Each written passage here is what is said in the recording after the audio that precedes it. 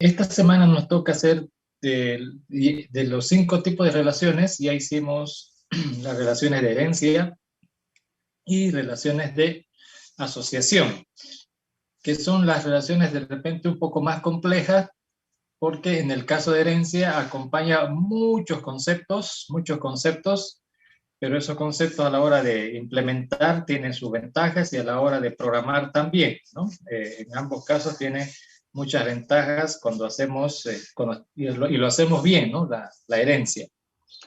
En las relaciones de asociación, hacer un buen diseño también es importante. Implica también varios conceptos como la cardinalidad, el rol y la participación, sobre todo rol y cardinalidad, que eso es lo que define luego si se va a implementar fácil o se va a implementar difícil, o si lo que van a implementar va a estar bien o no va a hacer lo que se supone que tiene que hacer. Entonces, ya hicimos 2, nos quedan 3 tipos de relaciones, que son las que vamos a hacer el día de hoy. Pero antes de entrar a esas relaciones, voy a hacer lo siguiente, ¿ya? En primer lugar, solamente para mostrarles que hay 3 tipos de clases. Hasta ahora han programado ustedes como si hubiera un solo tipo de clase, sin embargo hay 3 tipos de clase. Entonces vamos a hablar acerca de ello en primer lugar.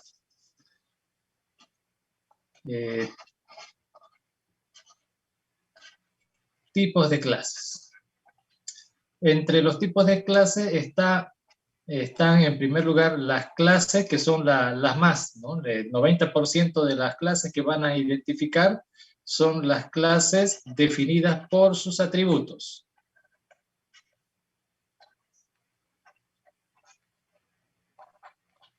Eso quiere decir que sus atributos son los que la definen a la clase.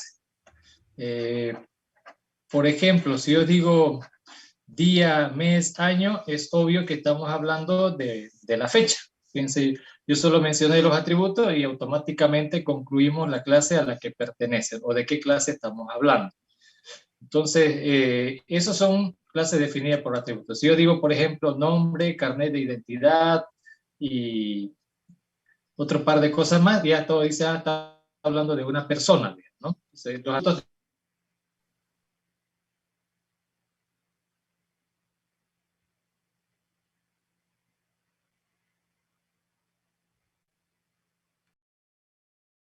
de información queremos guardar. Así le encontramos un nombre a la clase y le encontramos los nombres de los atributos de esas clases, ¿no? Es la mayor parte de las veces vamos a encontrar este tipo de clases. Características de este tipo de clases. Primero, almacenan pocos datos, ¿no? Los objetos de esta clase almacenan pocos datos.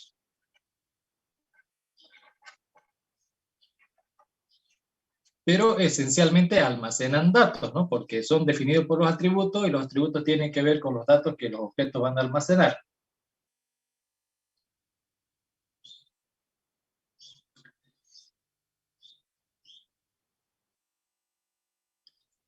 Tienen varios métodos, ¿no? Tienen varios métodos.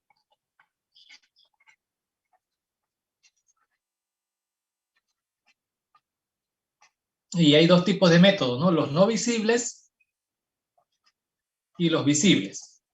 No visibles están relacionados con los atributos. Acuérdense que un modificador por atributo y un selector por atributo. Aparte de los constructores, que por lo menos unos 3 constructores tienen que haber. Y sin considerar que de algunas clases vamos a tener que incluso sobrecargar operadores, como en la clase fecha, la clase tiempo, pero la clase persona no hay operadores que sobrecargar, a no ser que digamos persona más persona que genera, digamos, ¿no? En realidad hay pocos operadores, dependiendo de la clase, pero dentro de este tipo almacenan pocos datos y tienen varios métodos. La mayor parte de sus métodos son no visibles, ¿no? Los que no se ven en el diagrama, y muy poquito los visibles. De hecho, es casi como que no se dibujan métodos, a pesar de que ya sabemos de que sí tiene métodos, ¿no? Constructores, modificadores y selectores.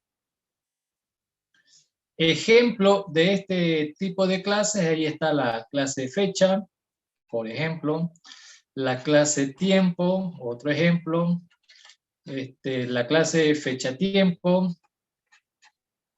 otro ejemplo, y así, digamos, ¿no?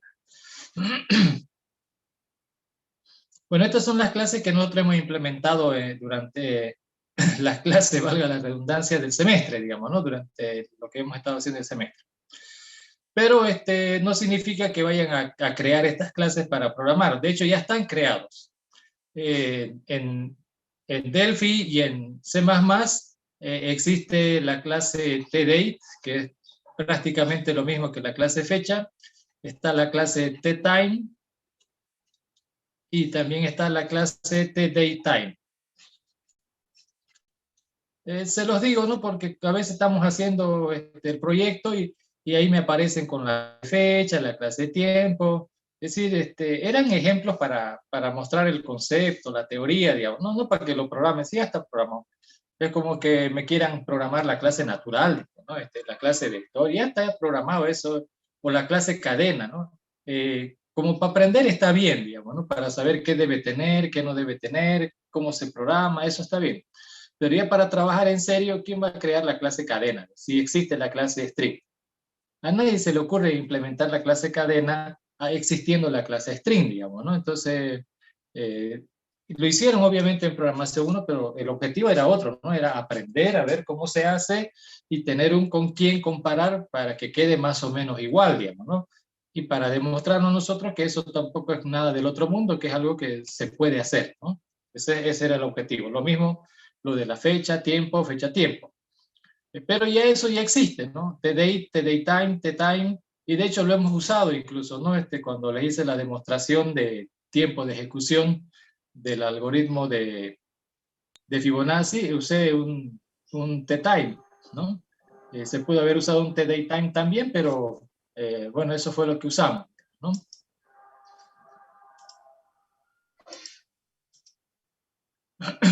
Bueno, esas son características, ¿no? Entonces, como verán, la mayor parte de las clases van a ser de este tipo, de este tipo. Pero también hay que recordar que es muy probable, poco probable, pero puede existir y por eso estamos hablando en este momento, un segundo tipo de clases. Estas se denominan clases de servicios, clases de servicio. Las clases de servicio tienen como característica esencial no almacenar datos. No almacenan datos. ¿Me entienden eso? Al no almacenar datos, quiere decir que no necesito, miren, ahí viene la consecuencia lógica. De esa clase no necesito crear objetos. ¿Cuándo necesito crear objetos de una clase? Cuando necesito guardar datos dentro de ese objeto. Y si esta clase no almacena datos, o sea, no tiene atributos, ¿no? Porque no almacena nada, entonces no necesito crear ningún objeto de esta clase. Repito, ¿por qué? Porque simple y sencillamente no necesita guardar nada, o sea, no necesito reservar memoria para guardar nada.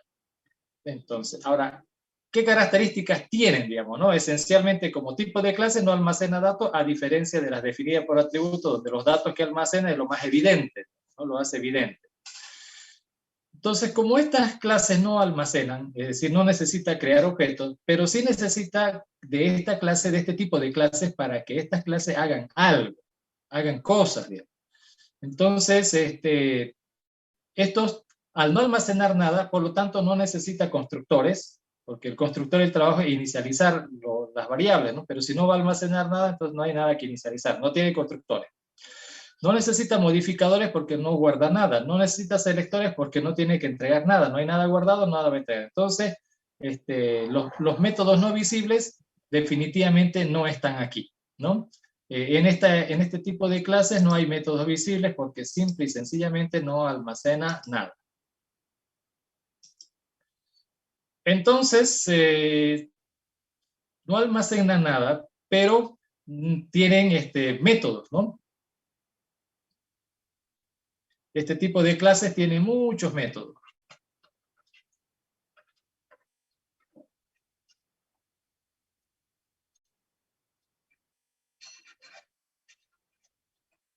que prácticamente son todos visibles. Aquí no hay métodos invisibles, todos tienen que estar a la vista en el diagrama. Y tienen varios, digamos, ¿no? Entonces, este tipo de clases están ligados con un tipo de los 5 tipos de relaciones. Si hay una de estas clases, está ligado con uno de esos 5 tipos de relaciones. O sea que hay un tipo de relación exclusiva con este tipo de clases. Por ejemplo, voy a citar 2 clases y las voy a dibujar acá, esas 2 clases. Una de esas, por ejemplo, puede ser la clase mat,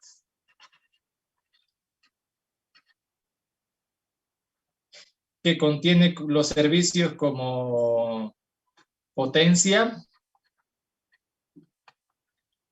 es la que calcula a elevado a la b o x elevado a la n. Tiene la función raíz que me devuelve la raíz cuadrada de algo, potencia, raíz, el logaritmo, seno, coseno, tangente y muchas otras cosas más.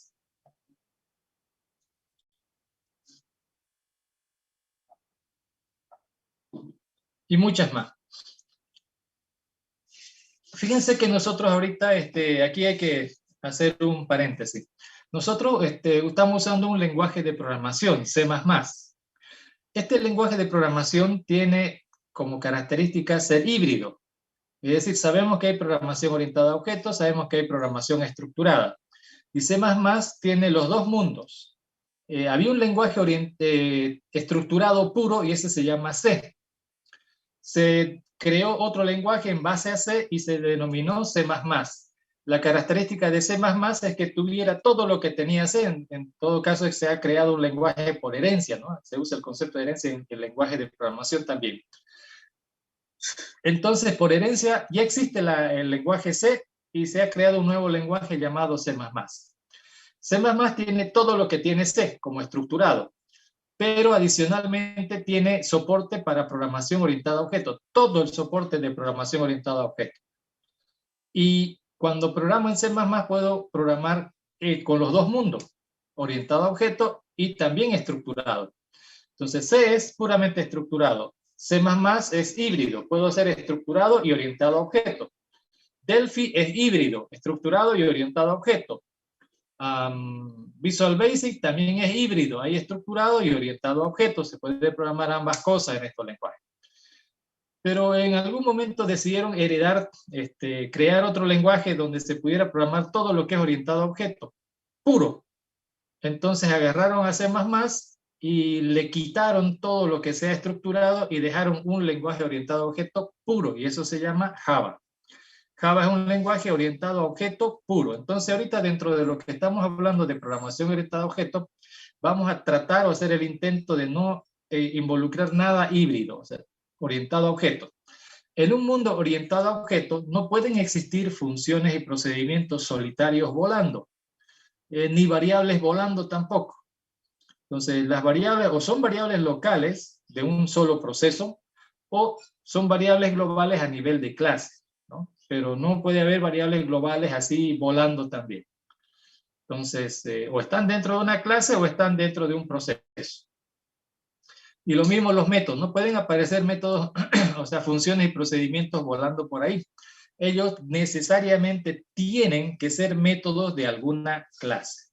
Por eso es que aquí yo les pongo potencia o power, como lo conocen en C++, SQRT, log, sin, constant, que son los que ya conocen. Estos están como funciones solitas, ¿no? Volando por ahí. En un mundo orientado a objetos, eso, repito, no puede existir, no pueden haber procesos solitos volando por ahí, tienen que ser métodos de alguna clase. Entonces, estas funciones tendrían que ser, por ejemplo, métodos de una clase, entonces tengo que inventarme esa clase y le hemos llamado clase matemática. Entonces, la clase mat va a contener todas esas funciones de cálculo matemático. Por lo tanto, esta va a brindar los servicios de estos servicios, digamos, ¿no? Como servicio. Entonces, no necesito crear objetos de la clase mat para calcular la raíz cuadrada. todo caso, alguien me va a mandar un numerito y esta función lo va a recibir como parámetro, hace su cálculo y entrega el resultado. Le dan un numerito como argumento, él hace el cálculo del logaritmo y entrega el resultado. Entonces solamente brinda servicios, ¿no? Estas clases de servicios brindan servicios, por eso se llaman clases de servicio. Y aquí tendrían que estar este tipo de clases, ¿no? Donde están solo los métodos y como ven, atributos no hay. Aquí no hay constructor, destructor, modificador, selector, nada. Son todos los procesos que están a la vista, son los que tiene esta clase. Ahora, ni vayan a creer que es la única, ¿no? Y así pudieran haber muchas otras. Aquí, por ejemplo, voy a mencionar otra clase. En muchos lenguajes existe esta clase. Y aquí le voy a llamar la clase System. La clase System, igual, no necesita constructor, destructor, modificador ni selectores porque no almacena nada. Esta clase va a brindar servicios que tienen que ver con entrada, salida de datos y algunas otras cosas, no matemáticas, ¿no? Por ejemplo, Input Box. Input Box, que tendría que ser una función que devuelve en una cadena lo que teclee el usuario y le habilita una ventanita al usuario para que él pueda teclear algo, ¿no? Entonces, en un mundo orientado a objetos no debería existir Input Box solito. Tiene que ser o tendría que ser método de alguna clase. ¿Y de cuál clase? Bueno, de alguna tiene que ser y le he llamado System. Igual, ShowMessage no debería estar, tiene que ser método de alguna clase. Entonces, ShowMessage, método de la clase System. Y igual, IntoStr también, método de la clase System. StrTwin también. Y muchos otros más, digamos, ¿no? Les repito, en un mundo estructurado estos procesitos pueden estar sueltos y volando por ahí. En un mundo estructurado. En un mundo híbrido también. ¿No? En un mundo híbrido también.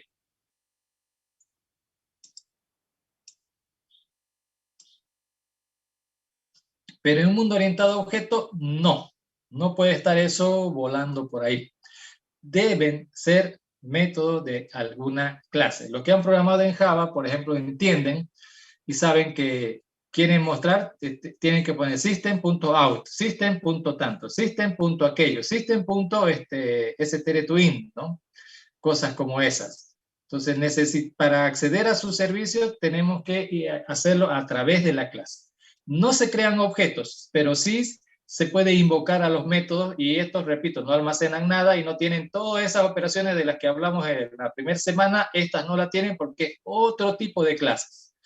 Las clases definidas por atributos, eso sí, tiene hartos métodos invisibles que no aparecen en el diagrama. Constructores, modificadores, selectores, properties, todo eso está aquí. Aquí cero. No hay property, no hay modificadores, no hay selectores, no hay constructores porque no hay datos que manejar.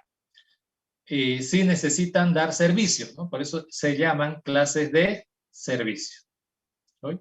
Estas clases obviamente en los lenguajes de los que estamos hablando no existen, pero deberían existir y si deberían existir deberían ser algo como esto, ¿no?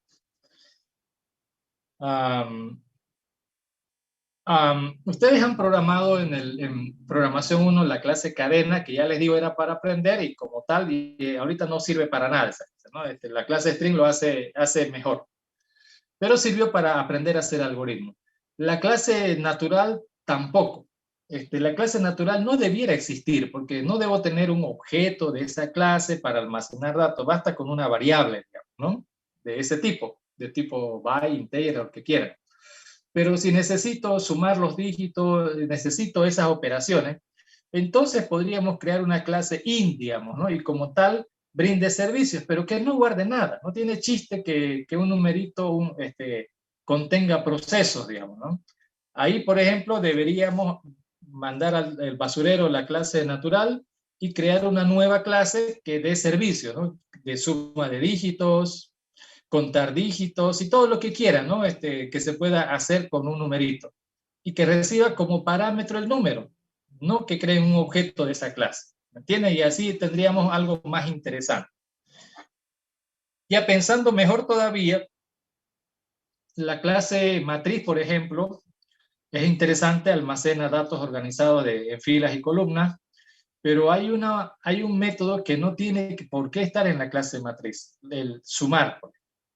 Para sumar dos matrices, yo sé que han escrito un método sumar y no debe ser un método de la clase. ¿Por qué no puede ser método de la clase matriz? Porque los métodos tienen que actuar conceptualmente hablando con los datos de un objeto de esa clase, con un objeto de esa clase. Y sumar necesita datos de un objeto, de otro objeto y generar un resultado que es un tercer objeto.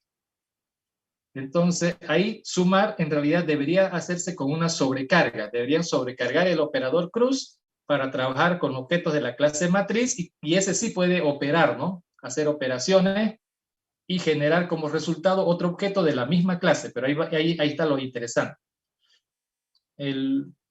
La clase va a estar implementada sobre la clase matriz, pero como sobrecarga. Eso se llama también las funciones friend.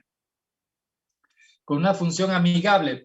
Las funciones amigables son procesos que no le pertenecen a esa clase. Por eso se llaman funciones amigas.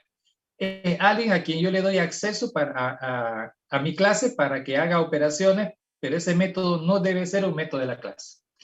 De hecho, para procesar matrices, debería crear una clase de servicios de matrices, donde esté suma, producto, el inverso de una matriz. ¿Qué más hay? La matriz identidad, por ejemplo, crear una matriz identidad y hacer operaciones de matrices del álgebra lineal ahí.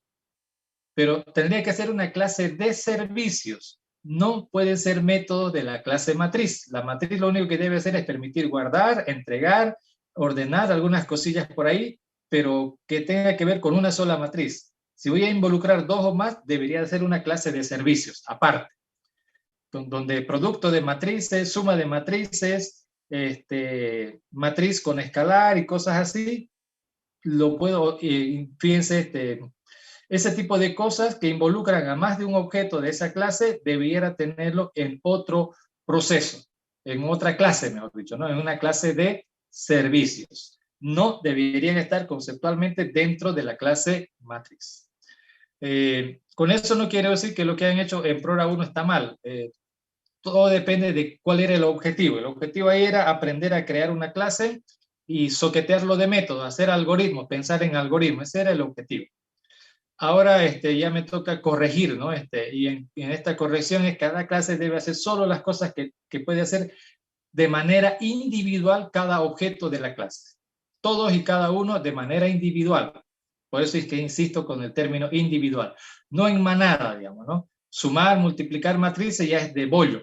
Eso no debe estar en la clase matriz. Debe estar en otra clase que le dé servicios a la clase matriz o que complemente a la clase matriz. Entonces, aquí le estoy tratando de mostrar procesos que conocemos toditos, como input box, show message. Esos no pueden estar como funciones sueltas o procesos sueltos. Debieran ser métodos de alguna clase. Y miren, y aquí ya tenemos como ejemplo unas dos clases que deberían existir. De hecho, creo que en Java se llama system, ¿no? Y en el otro se llama int, para cuando quieren transformar números y otros detallecitos por ahí. Entonces, este es un tipo de clase, ¿no? Un tipo de clase. La tercer tipo de clases.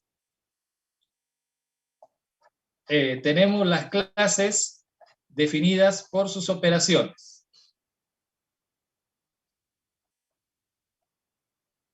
Clases definidas por sus operaciones.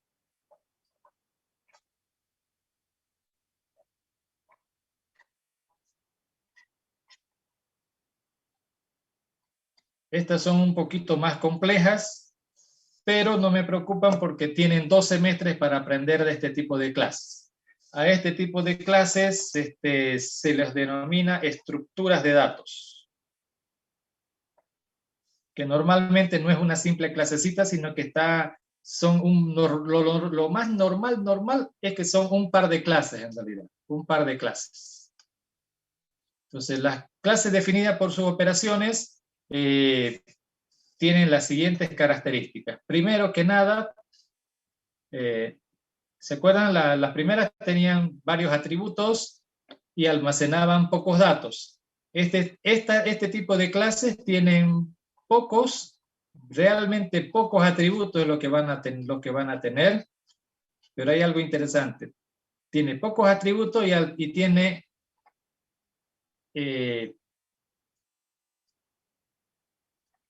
almacena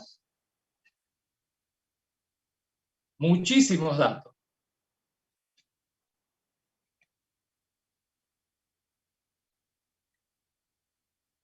Estas son clases interesantes. Pocos atributos quiere decir que en la clase vamos a ver 1, 2, a lo mucho 5 datos, digamos, ¿no? En la clase. Pero los objetos de esta clase van a almacenar un montón de información.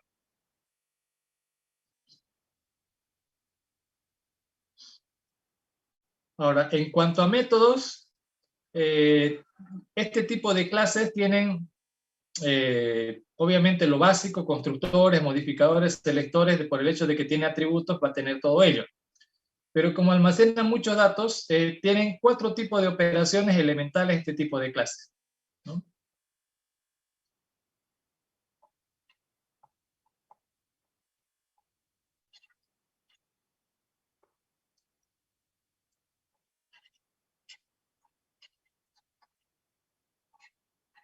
Tienen métodos concretos.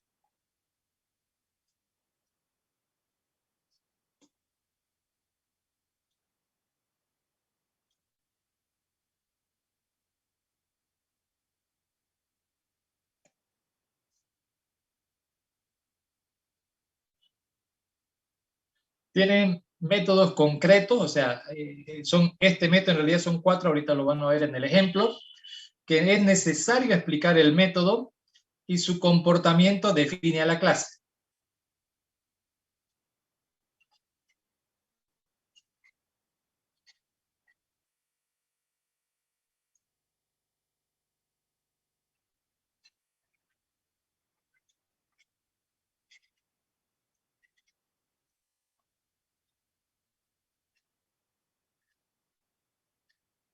El comportamiento define la clase, ¿no? Y aquí vamos a encontrar como ejemplo la pila, cola, la clase lista, la clase árbol, la clase árbol binario,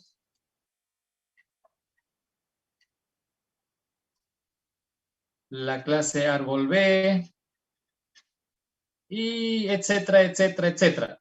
Son todas las cosas que van a ver en estructura de datos 1 y estructura de datos 2. Ahí se van a cansar de hacer clases definidas por sus operaciones. Por eso no ahondamos mucho por acá.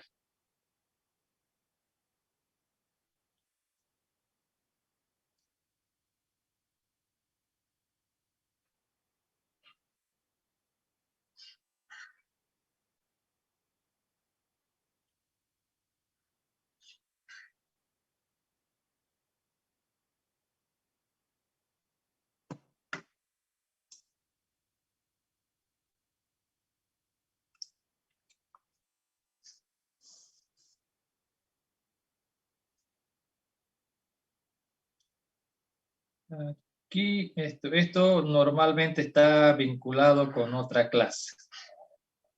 Por eso estoy dibujando una tercera clase por acá.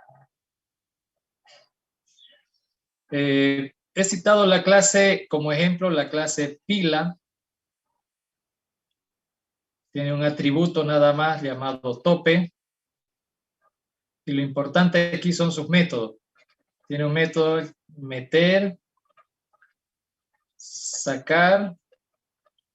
Tiene varios, pero elementalmente, como dice aquí, tienen métodos concretos: meter, sacar, vacía, llena, entre lo esencial. Obviamente el tope tiene modificador selector, ¿no? Y aquí viene lo interesante, por eso aquí yo aclaro, en primer lugar, tiene métodos concretos, dice, ¿no es cierto? Y esta otra clase también tiene esos métodos. Miren, los mismos métodos. Meter, sacar, vacía y llena. Ahora, este tiene dos atributos. Tiene frente y el atributo atrás. Quiere decir que hay dos datos que estamos viendo, que podemos ver de esta clase. Y esta es la clase cola. Como dije acá antes, tienen métodos concretos, como podrán ver, y su comportamiento define a la clase su comportamiento, es decir, cómo trabajan esos métodos es lo que lo define. Y por eso requiere explicación. Esos métodos requieren explicación. Entonces, aquí voy a dar la explicación. En la clase pila, se puede sacar, digamos, que es el método que quiero explicar,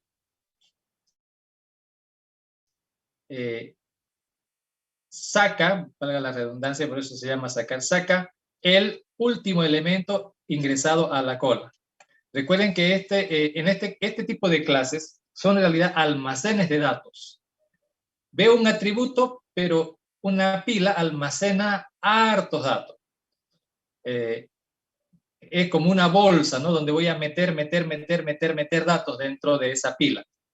Se pueden llamar elementos esos datos, de lo que quieran, en general elementos, ¿no? Entonces, esto va vinculado más o menos a algo así. Una pila contiene muchos elementos y una cola también contiene muchos elementos.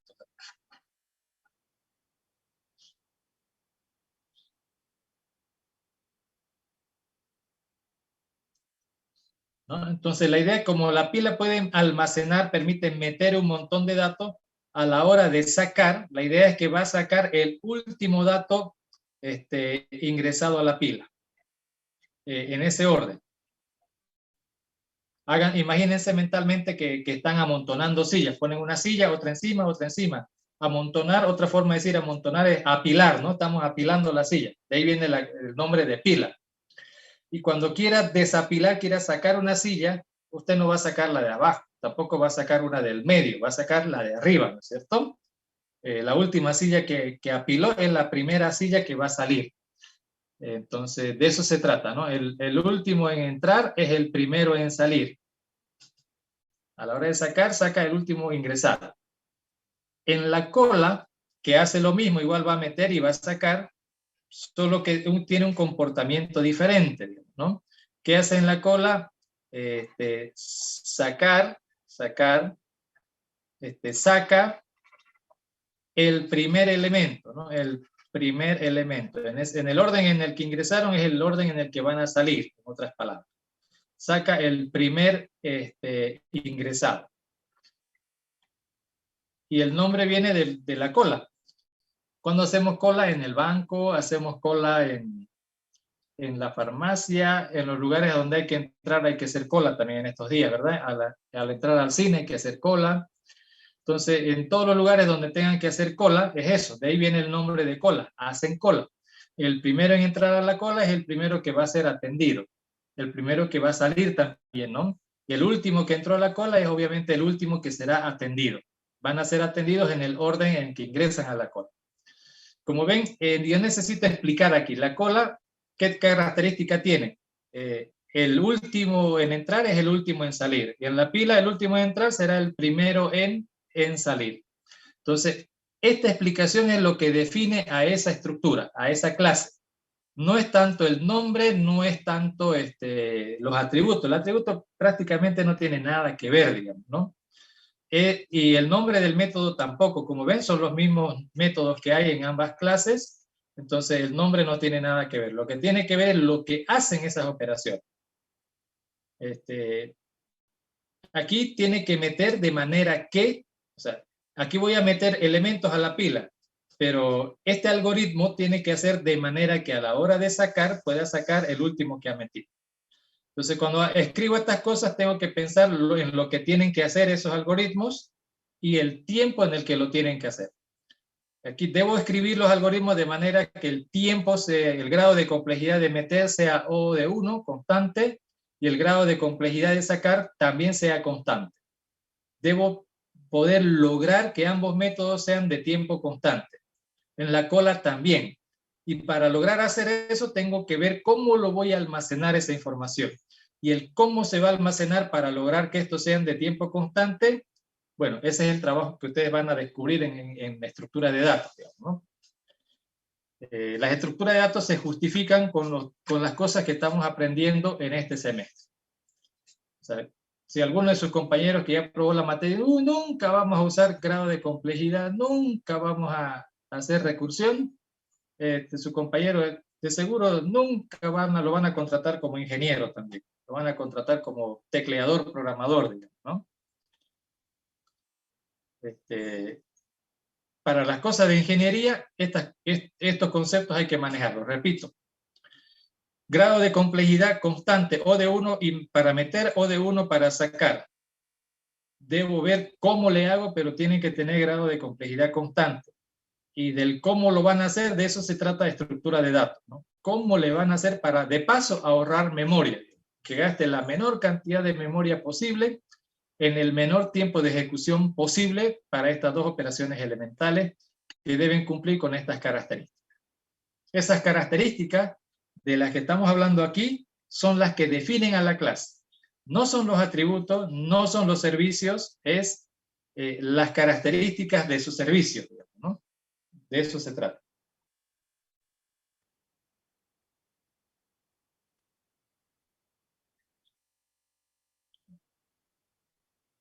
Bueno, y ahí tienen los tres tipos de clases con los que se trabajan en programación orientada a objetos. La mayor parte son las definidas por los atributos, ¿no? Las básicas, las que ya estamos familiarizados. Las clases de servicio que más o menos, ¿no? Si me han entendido, no pueden haber funciones procesos sueltos, tienen que ser de alguna clase y queremos usarlo como función suelto, pero van a ser métodos de alguna clase. Entonces esas son clases de servicio, las clases donde están esas operaciones. Y por último están las estructuras de datos. Y como les dije antes, de eso ya se van a ocupar muy a detalle cuando hagan la materia en los próximos 2 semestres, estructuras 1 y estructura 2, ¿no? De este tipo de clases son con las que van a trabajar. Bueno, ahora aclarando ya el tema de los tipos de clases, ahora vámonos a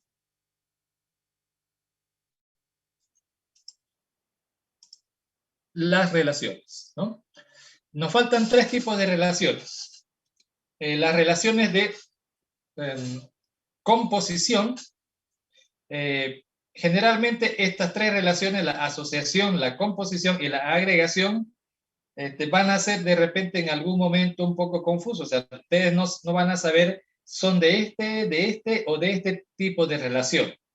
Entonces, para eliminar la confusión, vamos a anotar estas características que vamos a tomar en cuenta. En primer lugar, en la asociación hay rol, cardinalidad y participación.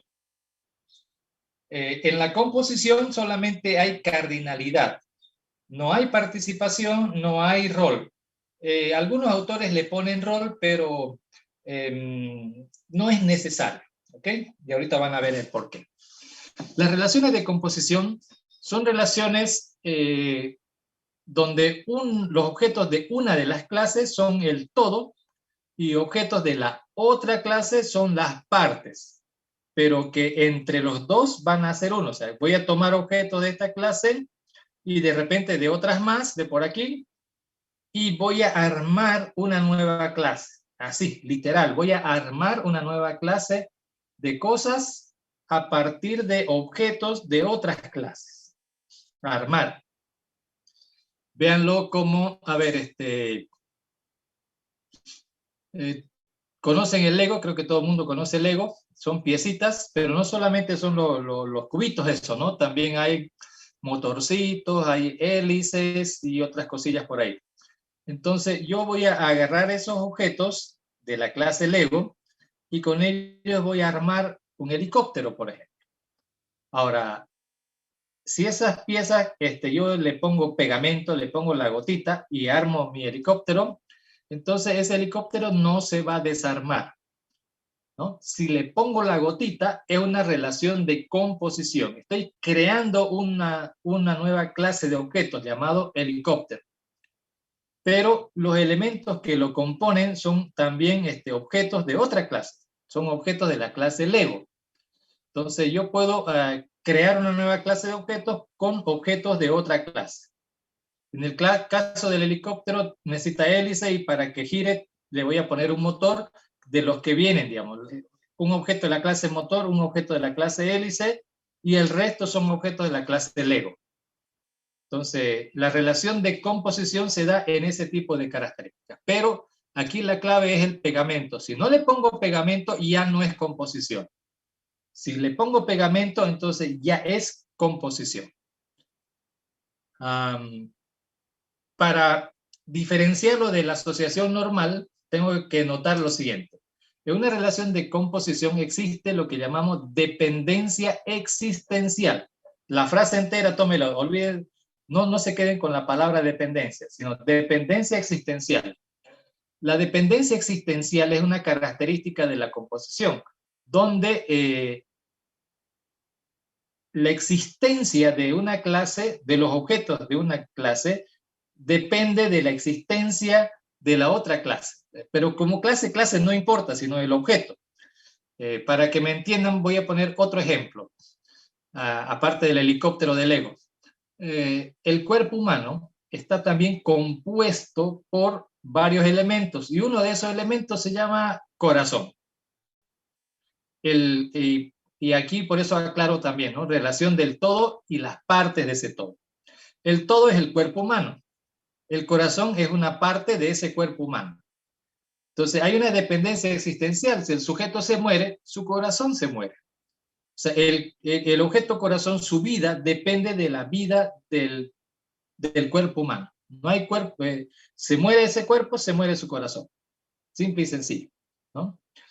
Y obviamente hay otros elementos, está su bofe, su hígado, su qué sé yo, el chunchulis y todo lo demás, pero estoy hablando de dos nada más, corazón y la clase cuerpo humano. Hay una dependencia existencial ahí, queda claro, ¿no? Muere el cuerpo humano, muere el corazón, que es parte el corazón es parte del cuerpo humano.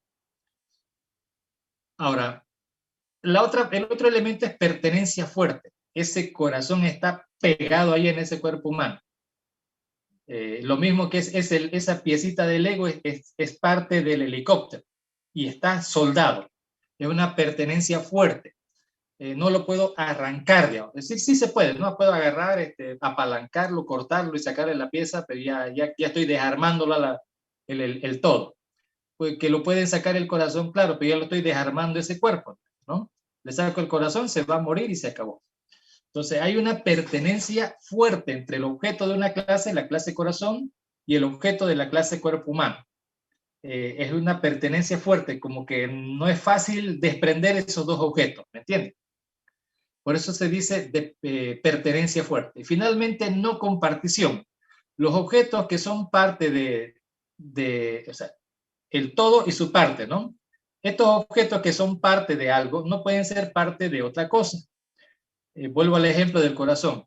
Ese corazón que está dentro del cuerpo humano de Juanito Pérez no puede estar dentro del cuerpo de María.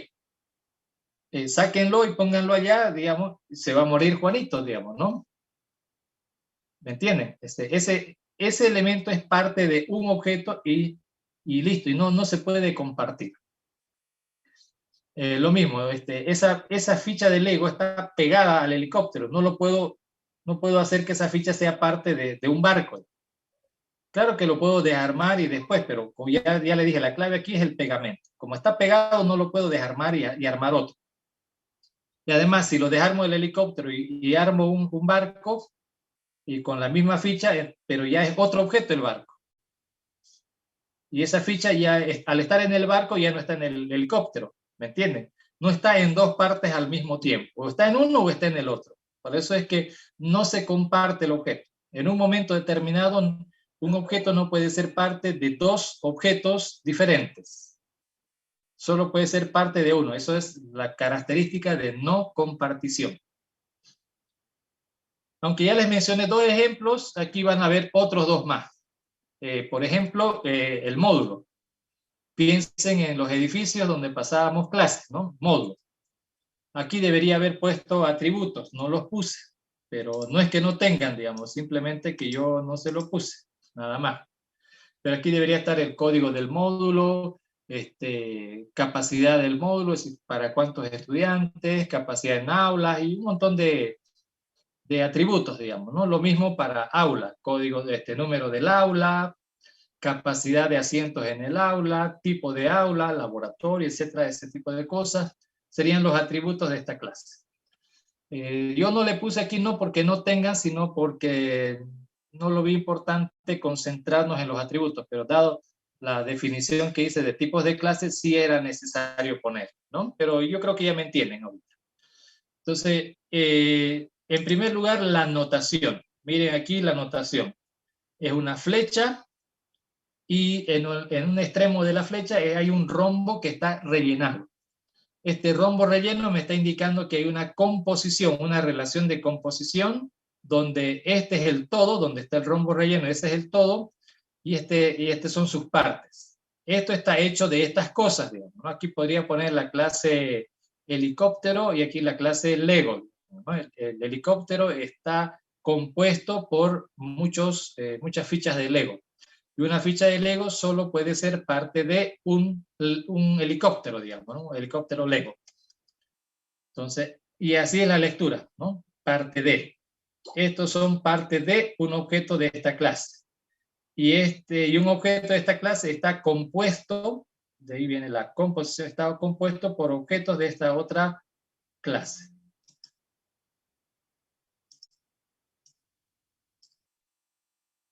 ¿Ok?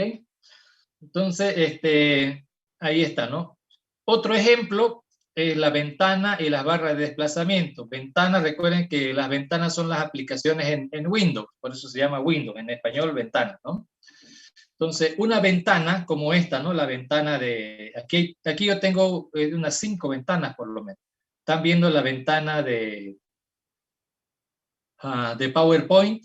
Aquí atrásito está la ventana de la pizarra.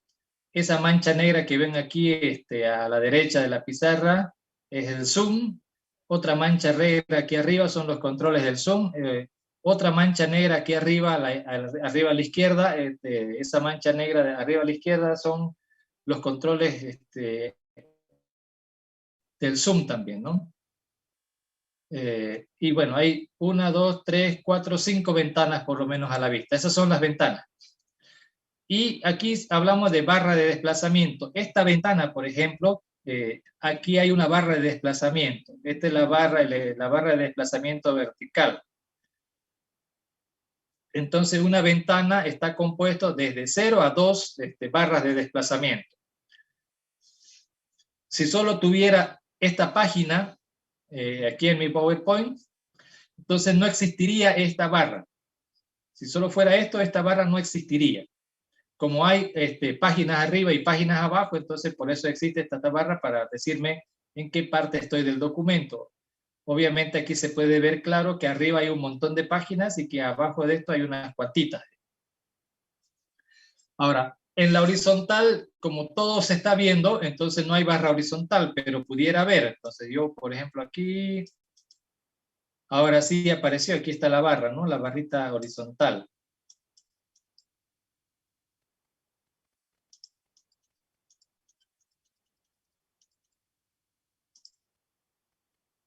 Y ya desapareció porque ahora ya se puede ver todo. Entonces, una ventana está compuesto desde 0 hasta máximo 2 barras de desplazamiento. 0 porque no es obligatorio que la tengan. De hecho, aquí mi pizarra, esta pizarra no tiene 0 barras de desplazamiento. Esta de acá tiene 1 y hace rato les mostré que podía llegar a tener 2. Por eso dice está compuesto de 0 a 2 barras de desplazamiento. No hay más de 2, solo 2, ¿no? Horizontal y vertical y se acabó. Composición. Y la lectura es así. Una ventana está compuesta por 0 o 2 barras de desplazamiento, desde 0 hasta máximo 2, y una barra es parte de, así leemos, es parte de una ventana. Un módulo está compuesta por una a muchas aulas, y cada aula es parte de un solo módulo. Entonces hay cardinalidad en las relaciones de composición, y la clase donde está el rombito, que no tiene por qué ser la de arriba, esta puede estar abajo y la otra arriba, y da igual, ¿no? Pero el rombito es el todo y la flecha va en la parte, ¿no? En la clase que va a formar clase cuyos objetos son parte de los objetos de esta otra clase. Entonces ahí queda claro lo que es composición y la diferencia con asociación. Ahora veamos las relaciones de agregación. En las relaciones de agregación son relaciones de tipo contenedor y contenido. Las de composición eran relaciones del tipo el todo y sus partes, ¿no? El compuesto y los parte de ese todo. En agregación es contenedor y contenido, donde el contenedor contiene, de ahí viene la palabra contenedor, digamos, ¿no? Porque tiene la posibilidad de contener objetos contenido, que serían el contenido de eso de ahí. Tres características esenciales para darnos cuenta de que es una agregación. La primera, independencia existencial. Independencia existencial. En este caso voy a hablar del Lego, de las fichas de Lego, como por ejemplo las fichas de Lego, pero y sin pegamento. Fichas de Lego sin pegamento. La clase helicóptero, la clase barco, la clase auto existen, digamos, ¿no? De manera independiente. No, ese es más dependiente.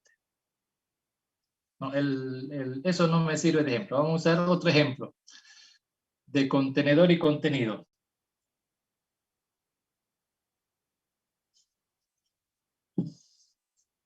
A ver, pues claro, porque si quiero hacer helicópteros con Lego, necesito las fichas de Lego. Sin eso no puedo hacerlas. No va a existir el helicóptero. Ahí es.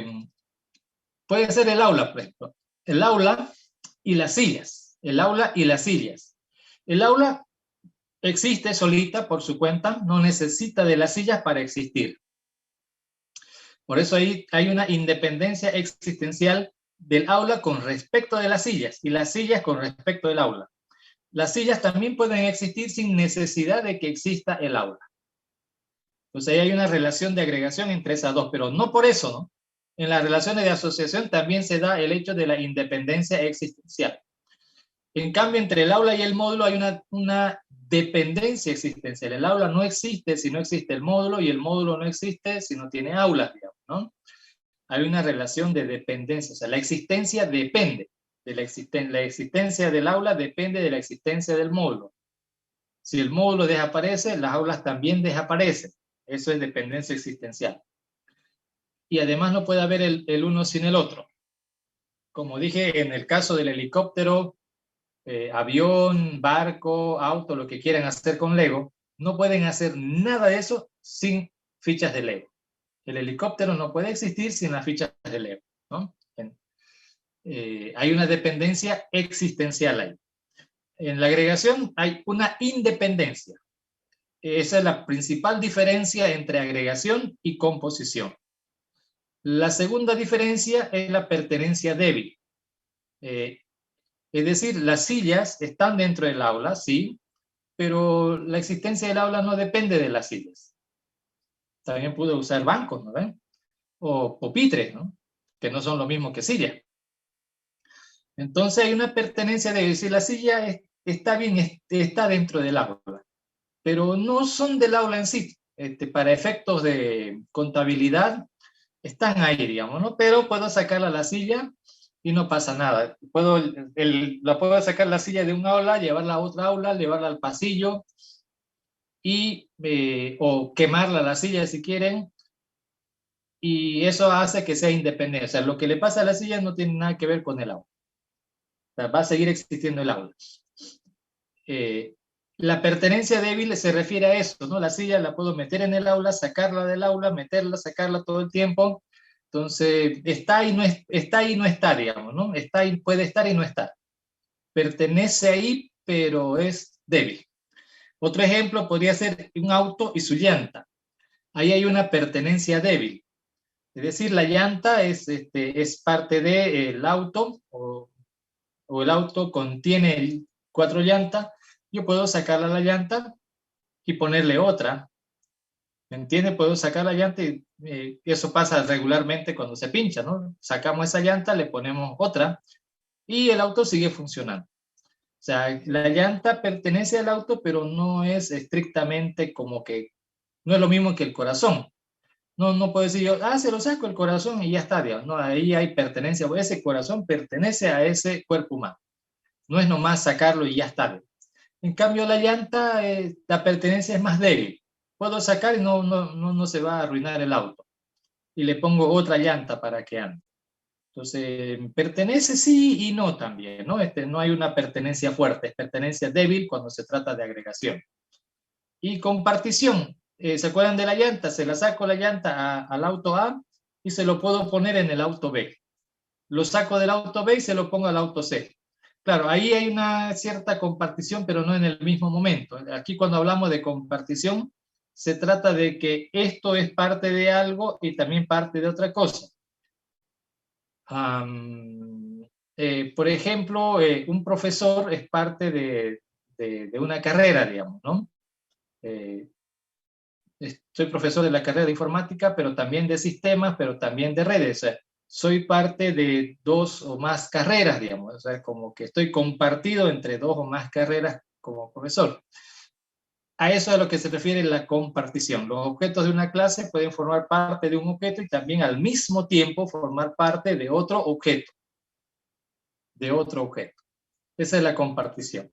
Que en el caso de composición, eso es diferente, no se puede compartir, ¿no?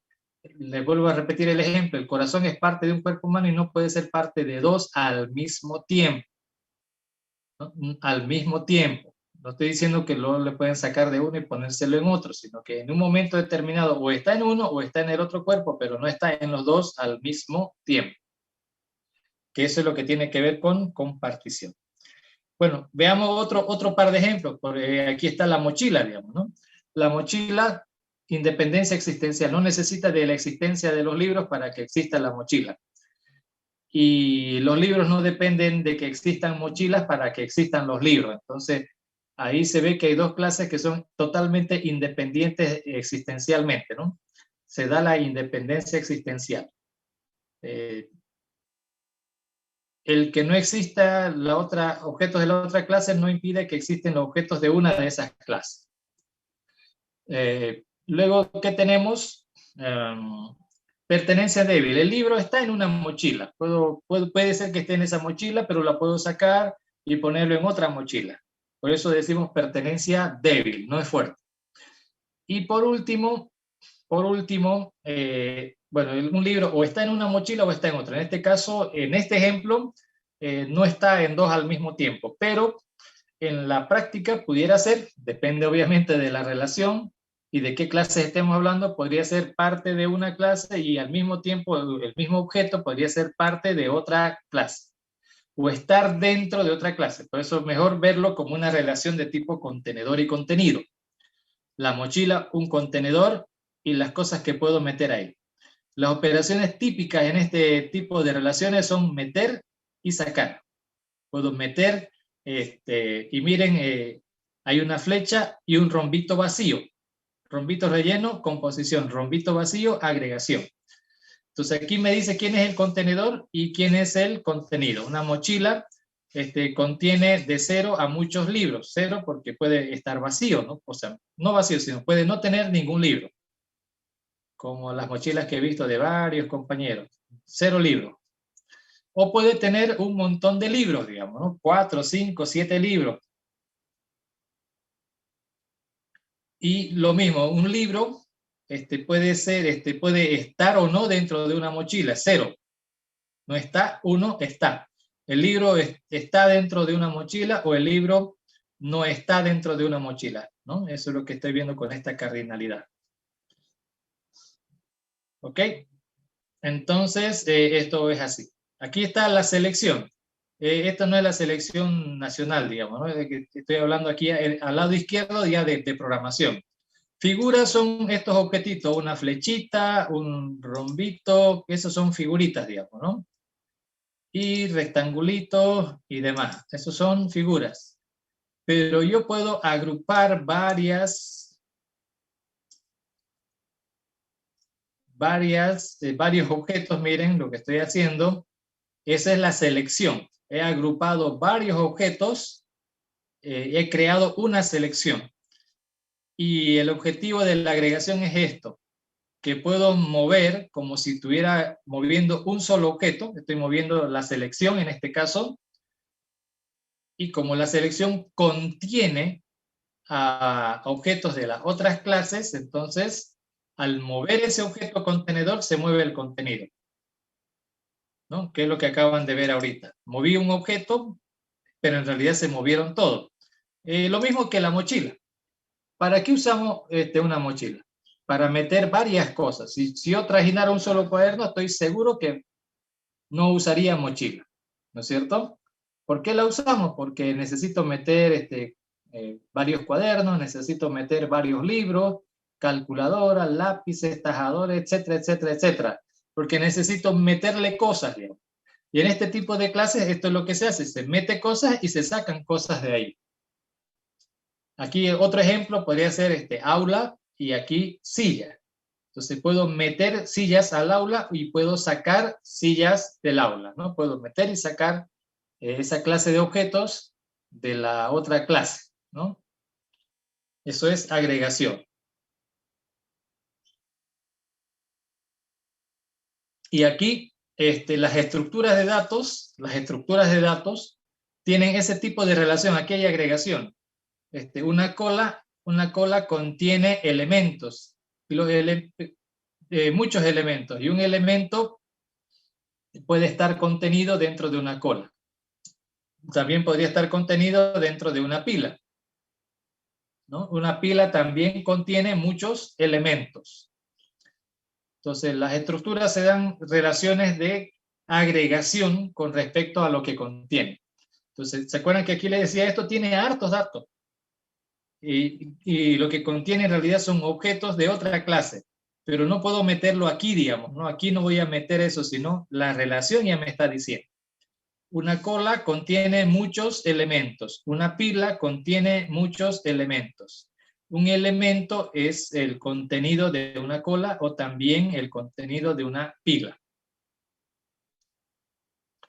Entonces, con las clases definidas por operaciones hay relaciones de agregación. Pero no es necesario que hayan este tipo de clases. Pueden haber otras, digamos, o sea, me refiero a estructuras. No solamente se da con estructuras de datos. Esto no es una estructura. Mochila, libro, la selección, figura, no son estructuras entonces. Y hay relación de agregación. Pero las van a ver mejor todavía estas relaciones en estructura de datos. Finalmente, el tercer tipo de relación. 3 tipos de clases, 5 tipos de relaciones. Las relaciones de uso o dependencia. Hay unos autores que le llaman uso y otros autores le llaman dependencia. Estas relaciones se dan entre los objetos de una clase que están relacionados con clases de servicios, exclusivamente con clases de servicios. Y esta relación está mostrando que cada objeto de esta clase, ecuación, por ejemplo, depende, es decir, los objetos de esta clase no dependen, sino los métodos de los objetos de esta clase dependen de los servicios de este otro para poder hacer su trabajo. Y aquí habíamos mencionado antes la clase mat, ¿no? Por ejemplo, la clase mat tiene potencia, raíz, logaritmo, seno, coseno, tangente y más métodos. Entonces, aquí tengo otro ejemplo, otra clase que es la clase ecuación. Piensen en una ecuación de segundo grado, esa donde hay un ax cuadrado más bx más c igual a 0. Si no fuera igual a 0 ya no sería ecuación, ¿no es cierto? Entonces, esta es una ecuación de segundo grado. Ahora, por alguna razón queremos almacenar datos correspondientes a estas 3 constantes, ¿no? A, B y C, que son los coeficientes, ¿no? de este polinomio. Quiero almacenar los coeficientes, porque en realidad la ecuación entera es esta, pero no voy a guardar la letra X, porque sé que siempre es X, ¿no? No voy a guardar el igual ni guardar el 0. Solo necesito guardar los 3 coeficientes, A, B y C. Entonces, el atributo es coeficientes plural, porque Son 3 datos que se tienen que guardar en cada objeto de esta clase. Hasta ahí digamos que vamos bien. Los objetos de la clase ecuación almacenan 3 datos que representan los coeficientes ABC de la ecuación. Perfecto. Ahora, así puedo crear, si he creado la clase ecuación, aquí está ecuación 1, ecuación 2. La ecuación 1 tiene para el coeficiente A un 3, para el B un 4 y para el C un 2. En la segunda ecuación, el coeficiente A, coeficiente B y C tienen esos valores, 4, 2 y 3 respectivamente, ¿no? Ok, he creado 2 objetos de la clase ecuación. ¿Y qué necesito de la ecuación? Obviamente las raíces. Todos sabemos que una ecuación de segundo grado tiene 2 raíces. Por lo tanto, el método resolver es el que va a resolver esa ecuación y me va a entregar las 2 raíces. Entonces, las 2 raíces de la ecuación 1, las 2 raíces de la ecuación 2. Sería más o menos algo así como lo voy a usar, ¿no? Esto lo pongo aquí para que se quede claro que la relación de dependencia puede que no lo veamos muy claro. Al diseñar me refiero, ¿no? Porque al diseñar como que no se nota que vaya a necesitar de otra clase. Pareciera que no. Pero aquí, esta parte del código, las últimas 2 líneas, están viendo la implementación del método resolver. Esta sería la implementación del método resolver. Para resolver la ecuación de segundo grado, hay una fórmula, ¿no? B cuadrado más menos la raíz cuadrada de menos b más menos la raíz cuadrada de b al cuadrado menos 4 por a por c, todo eso dividido sobre el doble de a, ¿no? Así está la formulita. Entonces, ya hay una formulita y es fácil de calcular, entonces lo puedo hacer acá. Pero debo recordar que necesito calcular potencia, ¿no? B al cuadrado. Y necesito calcular la raíz. Y esos procesos no pueden estar sueltos, son parte o son métodos de la clase MAT. Y para invocarlos a los procesos no necesito crear objetos, simplemente el nombre de la clase, 2 puntos, 2 puntos, y el método al que quiero acceder. Entonces aquí el discriminante va a ser b al cuadrado menos 4 por a por c, ¿no? Eso es lo que está adentro de la raíz. Y luego necesito calcular la raíz. Obviamente necesito potencia, necesito raíz, que son métodos de esta otra clase. Entonces la relación de dependencia es cuando los métodos de una clase necesitan de los servicios de otra clase. Entonces yo quiero la raíz, quiero la potencia, solo tengo que mandarle parámetros, no tengo que crear objetos de esa clase, ¿no? Y ahí tenemos una relación de dependencia. Aquí teníamos otro ejemplo, system. Entonces también va a crearse otro tipo de relación de dependencia contra system. Si yo necesito pedir datos, mostrar datos, transformar de entero a cadena, de cadena a entero, entonces voy a recurrir a estos métodos, pero estos tienen que ser métodos de alguna clase. Entonces, la relación de cualquier clase contra system es una relación de dependencia. Pero insisto, aquí para que no se me confundan, dependencia como un tipo de relación. Y hace rato vimos dependencia existencial, ¿no? Quiere decir que un objeto depende de otro para existir, digamos, ¿no? Para existir. Dependencia existencial. Hasta hace ¿qué será? Hasta comienzo más o menos de los 90, en Bolivia se estilaba que las mujeres sean de alguien, digamos, ¿no? Decían, soy la señora de Rodríguez, soy la de tal, hasta en el carnet aparecía con un D por ahí. Eso significa una dependencia existencial, que su existencia dependía del otro individuo ese, digamos, ¿no? Hasta que, bueno, ahora ya no hay eso. Antes era así. Antes las mujeres tenían que casarse con un alguien para poder vivir, digamos, ¿no? Ahora no. Estudian informática, se hacen profesionales y son independientes existencialmente, ¿no? Ahí para que notemos la independencia existencial. No necesita del otro para vivir, ¿no? Porque eso de que, ay, me dejó, me quiero morir, me suicido, ¿no? Esos son burreras. Entonces, no necesita el objeto de una clase no necesita del objeto de la otra para vivir. O si lo necesita, entonces hay una dependencia existencial. Si no necesita uno del otro, entonces hay independencia existencial. Pero esa es dependencia existencial. Esta es una relación de dependencia, que es otra cosa. Una relación de dependencia se va a dar entre una clase cualquiera con una clase de servicios. Entonces, ¿se acuerdan hace rato? Le decía, las clases de servicio van a tener un tipo de relación en particular y son las relaciones de dependencia. Entonces, las otras clases se van a relacionar con esta clase de servicios. Bueno, aquí ya les mostré un poquito de diagrama de estos conceptos y aquí están estos otros tipos de relaciones, ¿no? Más o menos algo así. Ahora vamos a hacer otra cosa más.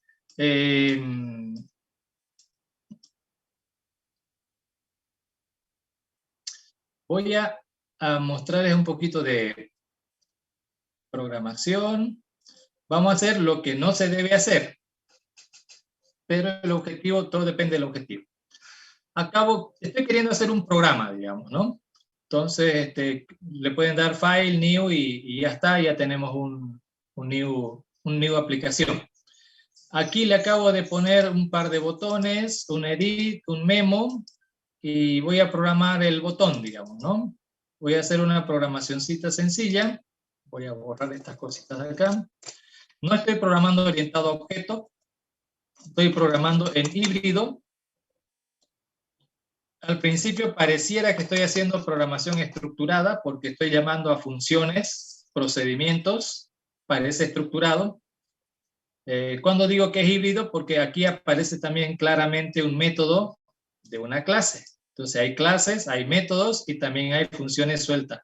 Estoy haciendo programación híbrida, ¿no? Híbrido, entre estructurado, aquí está lo estructurado, y orientado a objeto. Una cosita simple nada más, ¿no?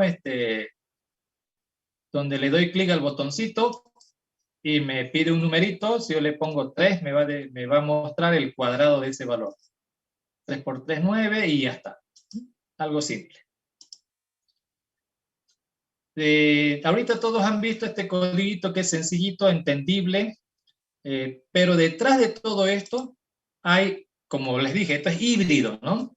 Quiere decir que hay una parte orientada a objeto, y eso es, aquí tengo una pista, pero hay mucho más de eso, mucho más. Entonces voy a empezar a reflejar aquí, voy a dibujar un diagrama de clases a partir del código que me ha generado el paquete. Yo escribí 1, 2, 3, estas 4 líneas escribí yo. Todo lo demás lo hizo el paquete. O sea que el paquete crea clases, el paquete hace un montón de cosas, genera un montón de código, esta clase de paquetes, ¿no? Entonces, ahora voy a dibujar a partir del código para que ustedes vean cómo se implementan algunas cosas. Unas van a recordar y otras las van a ver por primera vez. ¿Cómo se implementa? Entonces, ¿dónde voy a ver las clases? Aquí ya están viendo que hay una clase tform2. Existe una clase tform2 que es lo que están viendo ahorita, ¿no? Entonces, hay una clasecilla por aquí.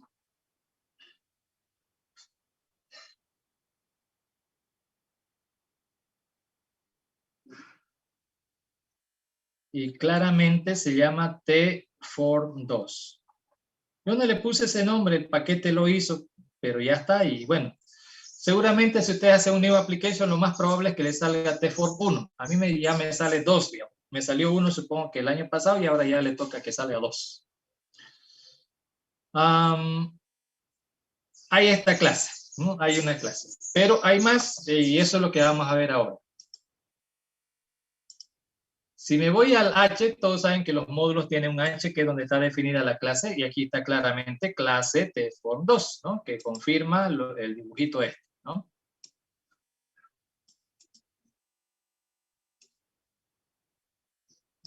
Ahí está. Pero aquí están notando otra cosa más que ustedes ya saben. Hay una relación de herencia. Entonces, ¿de quién hereda? De tform. Entonces hay una clase también por aquí llamada tform. Hay una clase que se llama tform. Y vamos a ir destruyendo algunos mitos que por no prestar atención, estamos creyendo mal. Primer mito que está mal. Cuando decimos voy a programar el formulario, error. La clase tform no la creamos nosotros, la creó alguien de la empresa, del embarcadero. Y a pesar de que tenemos acceso a ella, a pesar de eso, nosotros no programamos eso. Definitivamente no. Lo que ven, y aquí está el código para que la evidencia, lo que vamos a programar es el form 2, que hereda de form. Como hereda,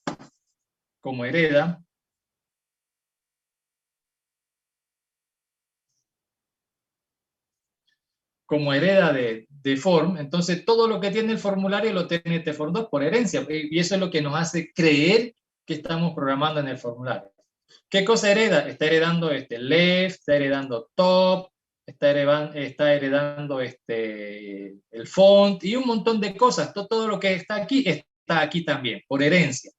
Pero no estamos programando en el form, estamos programando aquí. Aquí estamos programando. Primera cosa. Acabo de programar el método button 1 clic. Otro error común. Dicen, voy a programar el botón. No, usted no está programando botón. Miren, está programando un proceso que casualmente lleva el nombre de button 1, pero miren, si lo miran bien, es un método del formulario y del 2, ni siquiera del formulario 0. Entonces, este button click está aquí. O sea, en el diagrama debo expresarlo, está aquí. Se llama el método, ¿no? Button 1 click. Le digo, estoy haciendo al revés, ¿no? Del código estoy sacando el diagrama. En la práctica, primero debería hacer el diagrama y en base al diagrama debería construir el código. Pero ahorita les estoy mostrando para que vean que sin querer están haciendo, porque cuando ustedes están diseñando el formulario, están poniendo las cosas, internamente se está generando código, como ustedes lo pueden ver ahorita. Se está generando lo primero que han generado ha sido la relación de herencia. Y sin querer, cuando han sacado del tool palette el botón, el edit, y lo hemos pegado aquí en el formulario, acabamos de crear otras relaciones más. Primero, está el form, aquí está mencionado, entonces está la clase form, y no es que esté vacía, ¿no? Aquí hay un montón de atributos y métodos que no me interesa saber ahorita, pero hay un montón ahí, no está vacío. Este tform 2 de pronto está vacío, sí, está creándose por herencia. ¿Cuándo le pongo aquí? Cuando yo ponga variables acá. Cuando yo ponga variables, esos serán los atributos de la clase. Pero como no, entonces no. Ahora me van a decir, pero aquí hay botón 1. Ah, ya, esas son variables de esa clase, pero es porque me está mostrando que hay otro tipo de relación. Otro tipo, no de herencia, otro tipo de relación. ¿Con qué clases? Claramente, botón y edit y memo. Hay relación con 3 clases. Entonces, aquí lo voy a tener que dibujar esas 3 clases, ¿no? Está, por un lado,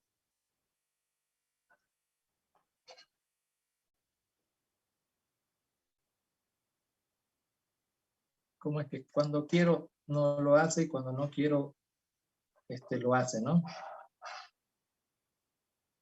Ahora sí.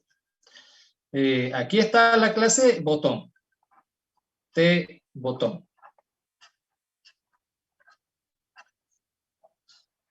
Que por supuesto tiene sus métodos, tiene sus cosas. Y como dije, aquí no estamos programando. O sea que cuando me dice, vaya, hay que programar el botón, estamos cometiendo un error ahí. No estamos programando nada en la clase botón. Estamos programando en el formulario. Ahí, claramente. Hay otra clase también, solo pongo el nombre nada más porque nosotros no hemos creado estas clases. Estas clases ya vienen con el paquete, entonces solamente los menciono. Y les pongo estas rayitas para recordarles que hay un montón de atributos y métodos. La clase tButton, la clase tEdit, y por último, la clase tMemo. memo, que también tiene un montón de atributos y tiene también sus métodos. Ahora, lo que están viendo ustedes acá es una relación de composición. Una relación de composición que a la hora de programar se hace así. Bueno, este es el comienzo, digamos, ¿no? Entonces, hay una relación. Entonces, la relación que hay, y es una relación entre la clase tForm2, el form2, y la clase button. Entonces, aquí, dentro de form, se han declarado objetos de esta clase. Y esto es composición. Un form2 está compuesto por 2 botones. Y cada botón es parte de un form2 solamente. Aquí hay otra composición. La composición es rombito relleno. Un form2 está compuesto por un solo edit y un edit es parte de un solo form2. Entonces se pueden hacer así, se puede hacer así, el dibujito. Le voy a mostrar 3 maneras en que se pueden hacer los dibujitos. Y también está compuesto por objetos de la clase memo. Un form2 por un solo memo y el memo es parte de un solo form2. A partir de este código he creado este diagrama de clase. Miren, todo este diagrama ha salido de este código. En la realidad tendría yo que haber hecho este diagrama y de aquí se tendría que haber generado el código, ¿no? Tendría que haber sido así. Y miren, este método que yo escribí es parte de la clase porque lo estoy haciendo. Aquí está vacío y si quiero que aparezca más, miren, en la práctica hay, digamos, ¿no? Pero la relación de composición es la que hace que aparezcan esos objetos ahí. No son atributos, solo que hay una relación de composición. Ahora, fíjense lo siguiente. Estas cositas se llaman componente, ¿no? Los botones, el edit, el memo, son componentes. ¿Se dan cuenta de dónde viene? Porque se llaman componentes porque pueden ser parte de algo, parte de una aplicación, parte de. Las relaciones de composición se dan entre un todo y sus partes, ¿no? Parte de. Ahorita, claro, ahorita yo lo puedo eliminar, lo puedo mover, hacer cosas, pero estoy en diseño. Estoy en diseño. Cuando esto se compile y se ejecute, ya no estoy en diseño. Este es el producto final. Y aquí, en el producto final, yo no puedo moverlo, ya no puedo agarrar y moverle el botón o borrarle el botón, hacer cosas, digamos, ¿no? Porque son parte de. ¿Se acuerdan? Es como el Lego que está ya pegado. Cuando yo lo compilo, ya le puse pegamento.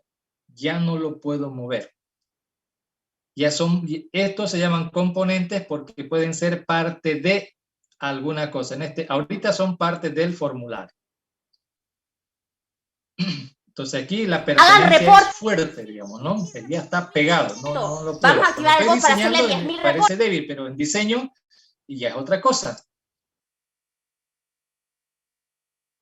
Me refiero al diseño de la pantallita, digamos, ¿no? A ese diseño, no al diseño de acá. Aquí dice design. Design en español es diseño, ¿no? Estoy diseñando mi pantallita. Mientras estoy diseñando, obviamente lo puedo quitar, puedo poner otros, aumentar, disminuir, etc. Pero cuando esto ya esté compilado, ya esto es parte de, ¿no? Es parte de ese formulario y listo. Entonces, en un simple código acaban de ver ustedes aquí relación de herencia y por esto relación de composición. Si quieren saber cómo se programa entonces una relación de composición, aquí este dibujito ya de por sí me está diciendo hereda de tal, ¿no? Que debo programar así. Y la composición ya me está diciendo, ya, un objeto en esta clase, se dan cuenta que en la cardinalidad de este lado siempre es 1, es siempre 1, por lo tanto, aquí nada más necesito programar. ¿Qué tengo que programar en la clase esta? Un memo, y ahí está, un memo. No tiene que llamarse memo 1, digamos, ¿no? Puede llamarse ABC si quiere, pero es un objeto de esa clase. Y aquí uno de estos y aquí 2 de estos. Como ven, 1, 1 y 2 de esos. Entonces, cuando vean una relación de composición, a la hora de implementar esto, miren, aquí tiene 2 relaciones, herencia por arriba y composición por abajo. Y en el código así se hace herencia y así se hace composición, por si acaso. ¿No? ¿Qué atributos tiene el formulario 2? Ninguno, propio ninguno. Los que tiene son heredados del formulario. Left, top, with, height, todo eso son heredados del formulario. ¿No? Si quiero aumentarle otros que aquí no hay, bueno, puedo aumentarle. Aquí puedo ponerle atributos a esto. ¿Y qué implica ponerle atributos? Declarar variables acá. Entonces va a haber un poquito de confusión, ¿no? Los atributos se ponen como variables. Y en la composición también son variables, solo que son objetos, digamos, ¿no? Objetos. Como pueden ver acá. Y si hubiera relación de asociación, también. Agregación, ahí es diferente. Ahí es diferente su implementación en la agregación. Porque esto, miren, está compuesto por 1, 2, o 3 o 4. Casi siempre tiene un límite fijo la composición. Mientras que la agregación casi siempre es n, de 1 a n. Entonces, ahorita no le hago ningún ejemplo de agregación. Tienen dos semestres, ¿no? Estructura 1 y estructura 2, donde van a hacer agregaciones todo el tiempo, mañana, tarde y noche van a vivir haciendo agregaciones ahí. Se los dejo para allá esa forma de codificar, porque ahí es donde entran vectores, listas, árboles, filas, colas, para ese tipo de cosas.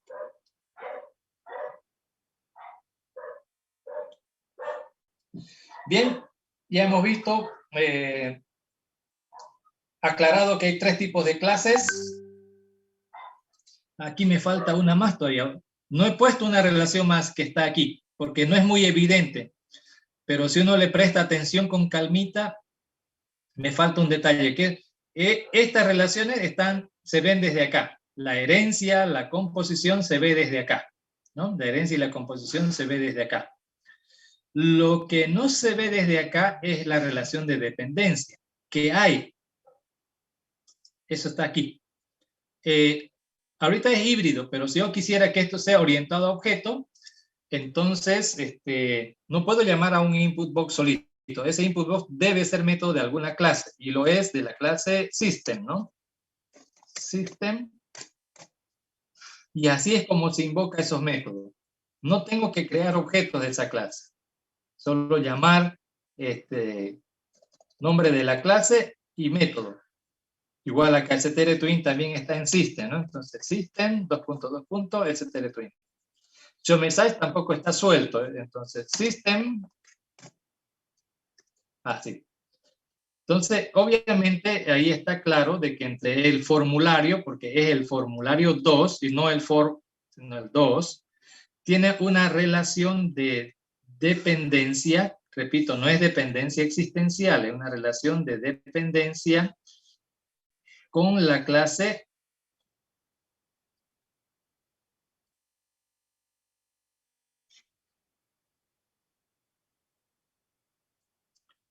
¿cómo es, no? Cuando quiero, no le da la gana. Cuando no quiero, de la nada me hace triángulos y otras cosillas.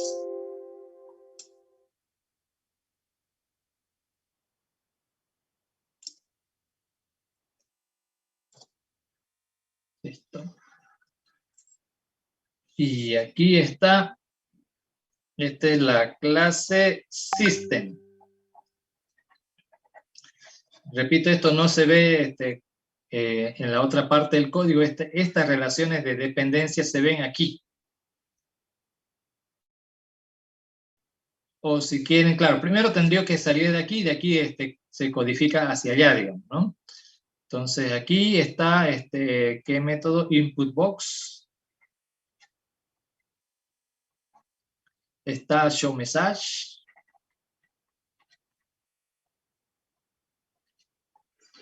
está str2int,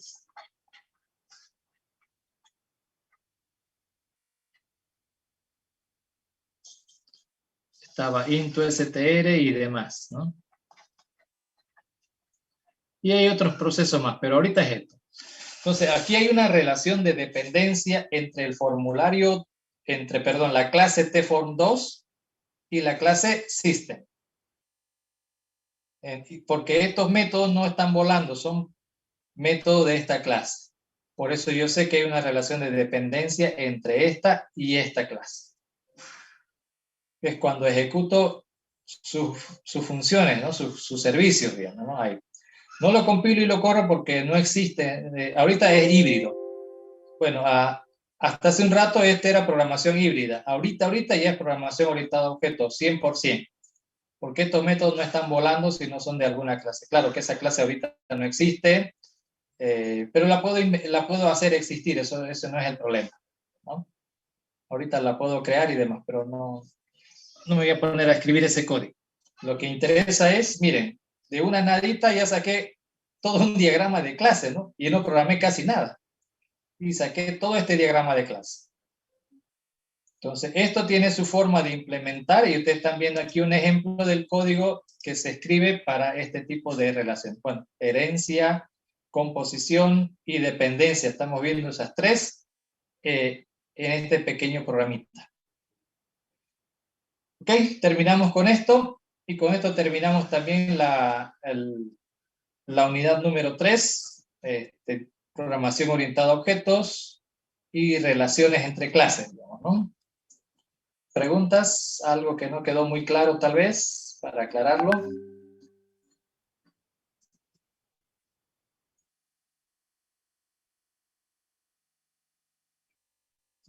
Y que para llamar a una clase se le pone esos dos puntos, ¿no?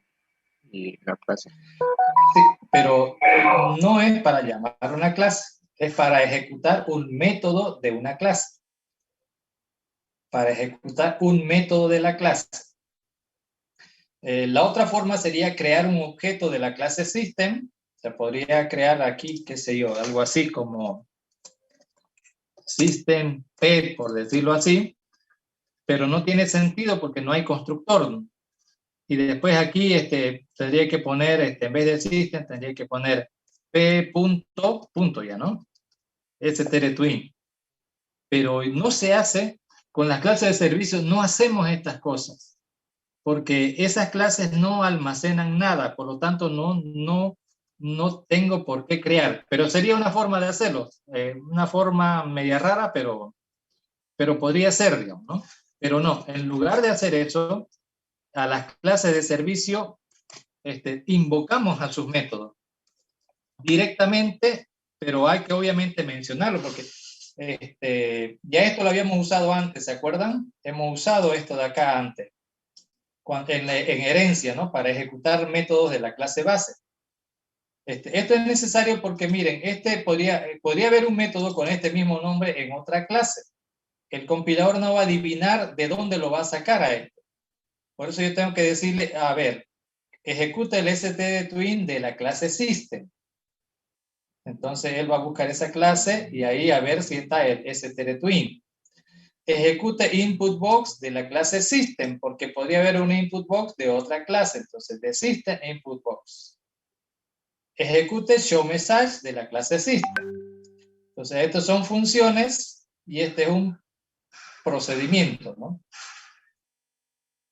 Y esa es la forma. A las clases a los servicios, de las clases de servicio, accedo directamente nombrando la clase y el servicio, el método.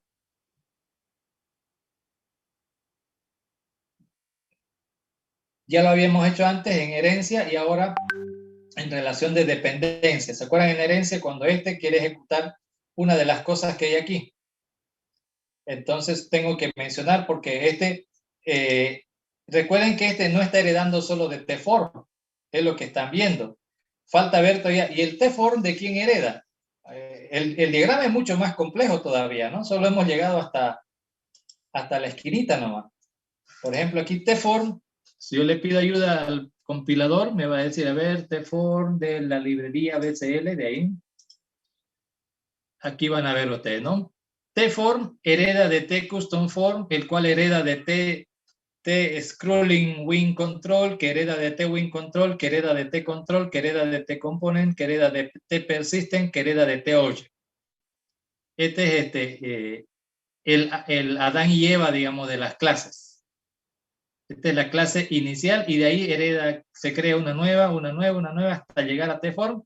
Y de tform todavía hay una más, ¿no? tform 2 ahorita. Esta es toda una jerarquía de clases.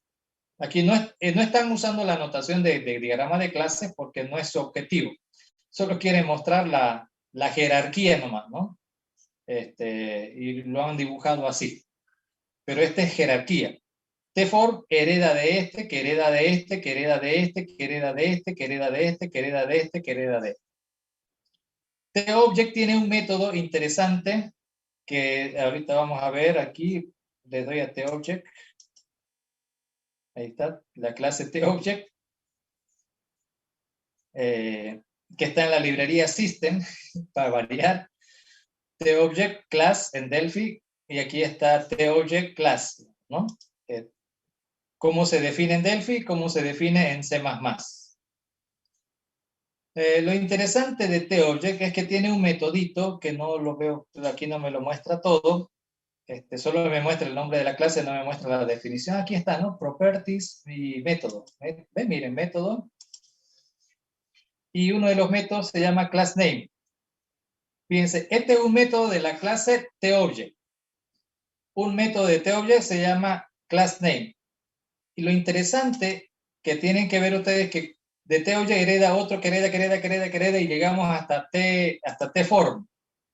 Y tform 2 hereda de tform, que hereda del otro, que hereda, y de más arriba. Si el abuelo el superabuelo de todas las clases contiene un método llamado className. Va a ser interesante usar ese método className. Van a ver cómo le hago. Va a ser súper interesante. Por herencia, ¿no? En el edit 2, en el edit 1 es lo que, ¿no? En el atributo text voy a escribir y miren lo que voy a escribir. Aquí hay un sender, ¿no? Hay un parámetro sender. Voy a escribir ese sender. Ese sender es un tObject. Entonces, tiene un método que se llama className. Vamos a ver el parámetro del button click. ¿Quién es? ¿De qué clase es ese parámetro? Sabemos que es un objeto de una clase. Y aquí viene lo bonito. Clic. Miren. Cuando hago clic aquí, este objeto en el que yo hice clic se envía como parámetro. Parece raro porque le estoy dando clic a este objeto y se supone que programé el botón, ¿no? Pero ya sabemos que no programamos el botón. Estamos programando un método del formulario. Y este objeto es el que se ha ido como parámetro. ¿Y cómo sé? Porque de esta clase, ¿no? De button 1 es de la clase tButton. Button 2 también. Y para hacerlo interesante, como esto es open, voy a hacer que cuando le hagamos clic al memo también pase lo mismo. A ver, esto es con el inspector de objetos. Aquí está el memo. Voy a los eventos con clic. Cuando le haga clic, quiero que se ejecute también ese mismo método. O sea, le hago clic al botón, hace eso. Le hago clic a esto, va a hacer eso de pintar acá.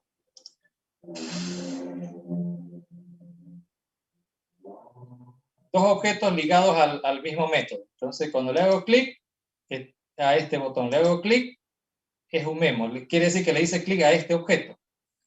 O le hice clic a este, digamos, ¿no? El parámetro es el objeto.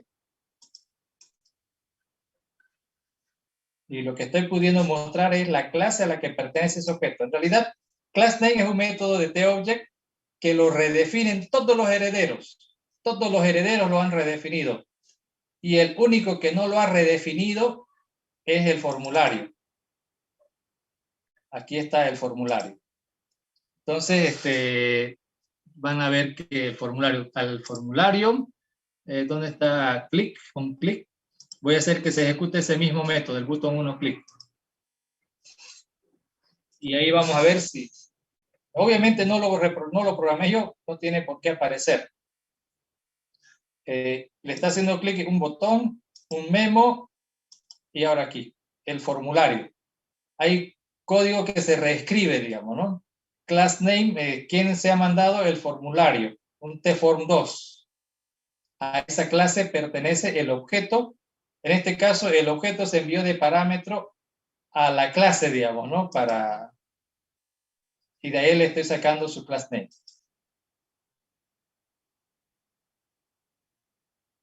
Efectos de la herencia, ¿no? Efectos de la herencia.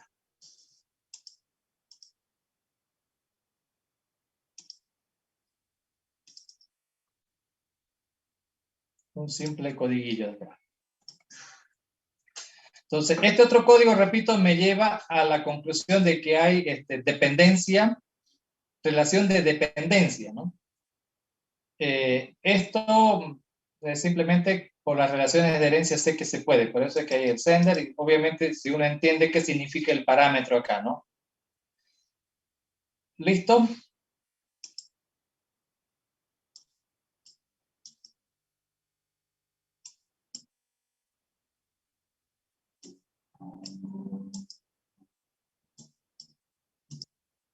Cerrar algunas cosillas.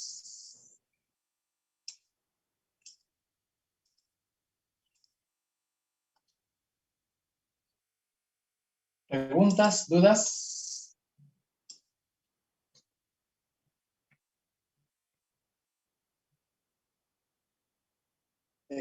Como tarea de esta semana para el día viernes, lo que tienen que entregar es la carátula del proyecto. Yo lo necesito para poder preparar la próxima semana. La próxima semana ya tenemos que hacer el proyecto, ¿no? Entonces, esta semana les voy a publicar para mañana las reglas del proyecto, cómo se va a trabajar, qué detalles van a haber, cómo se va a calificar. Eso lo voy a publicar el día de hoy, no el día de mañana, perdón. Y eso va a estar en las reglas, porque tengo que habilitar para que ustedes hagan una entrega. Entonces, la primera entrega es la carátula, repito. Pueden hacer la carátula a mano, lo pueden hacer en Word, en JPG, en PDF, y lo van a entregar. Entonces, en base a esa carátula, yo voy a preparar las salas para las clases del día martes, jueves y sábado. Recuerden que la próxima semana, martes y jueves, en este horario, vamos a desarrollar el proyecto y se califica por hoja de trabajo. Bien. Tienen que estar presentes para que no se olviden que esto tiene calificación, por lo tanto, es necesario estar presentes. Por eso está en su hora de clase, excepto el sábado, que como normalmente hacemos examen los sábados, digamos, ¿no? A las 7 de la mañana. Entonces tenemos el martes, el jueves y el sábado para trabajar. Necesitan una computadora donde puedan estar en Zoom para poder ver algunas cosas o ver, digamos, activar el Zoom. Y desde el Zoom yo los voy a distribuir en grupos de trabajo, en salas individuales. Por lo pronto, esto es lo bonito, ¿no? Puedo crear aulas virtuales para cada grupo. Es como tener todo un piso disponible y poner en cada curso a cada grupo para que no se estorben con los demás. Entonces, para poder preparar esas aulas individuales, yo necesito saber cuántos grupos hay y de esa forma tenerlo listo y preparado. ¿Ok? Entonces, las reglas se las voy a publicar y el proyecto lo vamos a conocer el día martes, porque recién conociendo el proyecto hay que empezar a trabajar.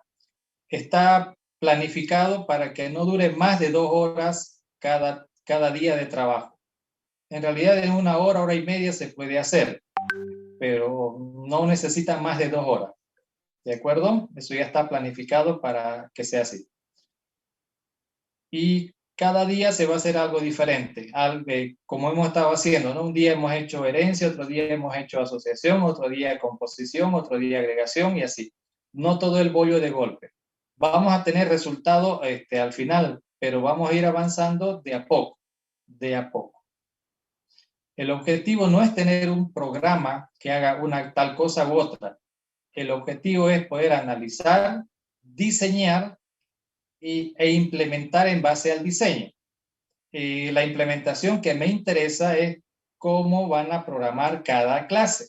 Como se han dado cuenta, no es nomás agarrar y teclear. El diagrama me dice que debo programar herencia y ustedes saben cómo se hace. El diagrama me dice que debo hacer composición y ustedes ya saben cómo se hace. El diagrama dice que aquí hay dependencia, entonces ya ustedes saben cómo funciona eso de la dependencia, digamos, ¿no? ¿Qué está implicando la dependencia? Entonces, a partir del diagrama ya debo saber qué voy a implementar. Esto es implementación, no es hacer el programa. El programa, lo último que me interesa es ver un programa hecho. Lo que me interesa es un diseño bien hecho, el diseño es lo que me interesa. Y el código a partir del diseño. Fíjense que a partir de este diseño no me dice para nada, bueno, a pesar de que este es el diseño de interfaz. Obviamente, por ser el diseño de interfaz, me está diciendo qué cosas van a ver en la pantalla y más o menos qué cosas hace. Aquí queda clarito qué es lo que hace, digamos, ¿no? Hay un método llamado button click, algo hará ese button click. Eso es lo que me muestra el diagrama, ¿no? Y la implementación del diagrama, esa partecita. Aquí en este caso, nosotros no vamos a programar, ya está programado el T-for, T-button, T-di, T-memo, incluso System, todo esto ya está programado. Lo único que estoy programando yo es esta clase. Pero esta está relacionada con otras y eso tiene consecuencias en su código, en su código de implementación. Repito, en este ejemplito del día de hoy, una sola clase estoy implementando, una solita. Esta ya estaba, esta ya está, esta ya estaba, esta ya estaba y esta también digamos que ya estaba, aunque no, ¿no?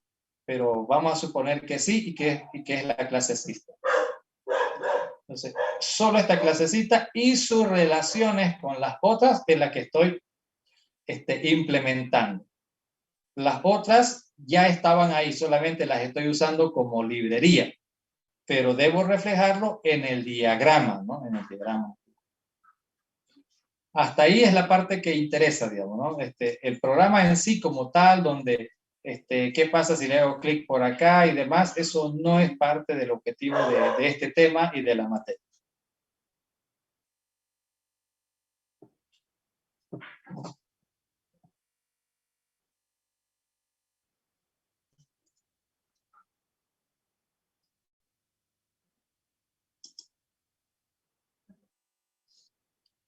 Ok, bueno, entonces hasta aquí quedamos el día de hoy.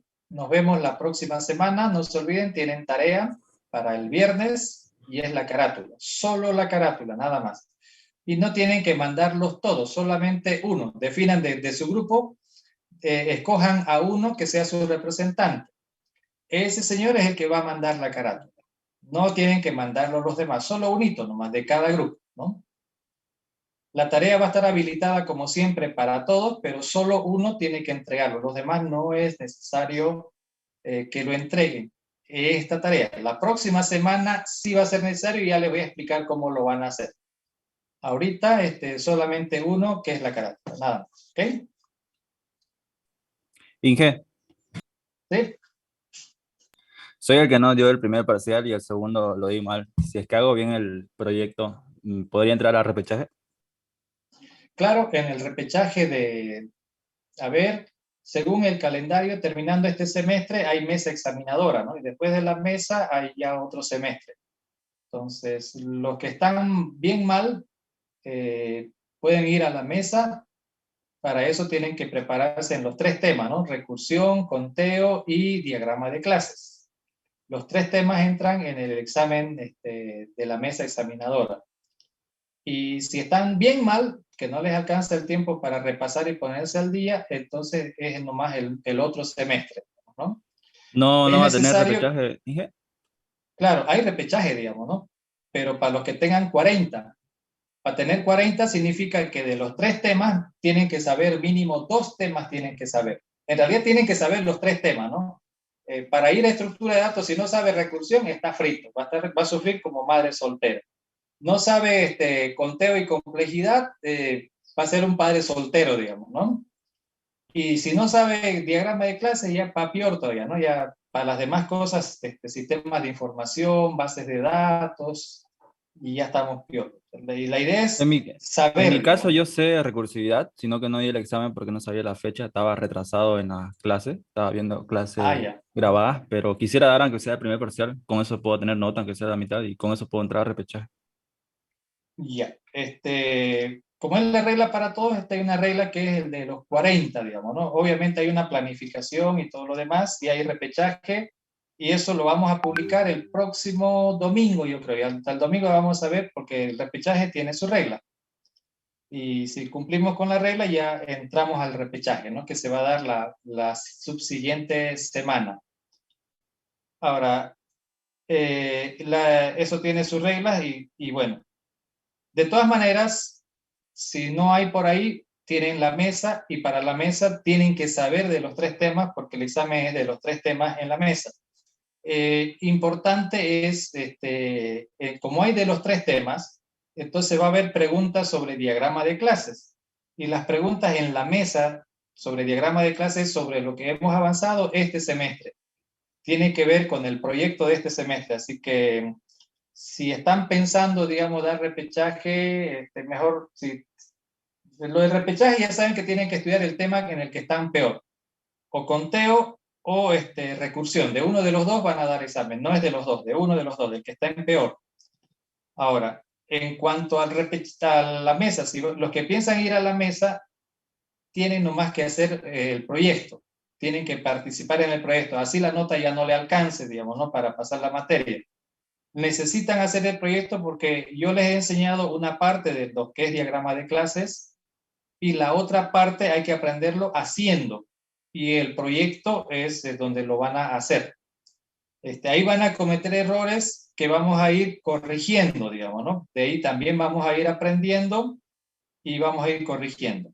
Ahora, en la mesa hay preguntas de este proyecto. Entonces, si yo veo que la nota no me va a dar, digamos, no digo de Cristian, estoy hablando para todos los compañeros en general.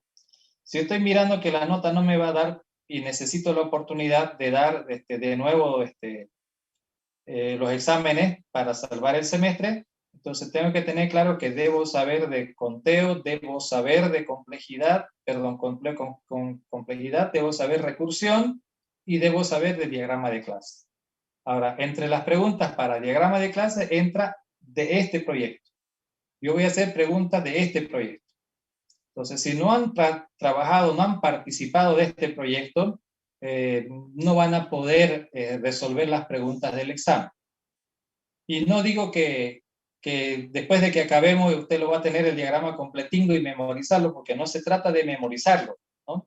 Se trata de saber hacer un diagrama y de reconocer los conceptos que hemos visto en la unidad número 3. Por eso, aunque la nota no le alcance, pero si pretende ir a mesa, necesitan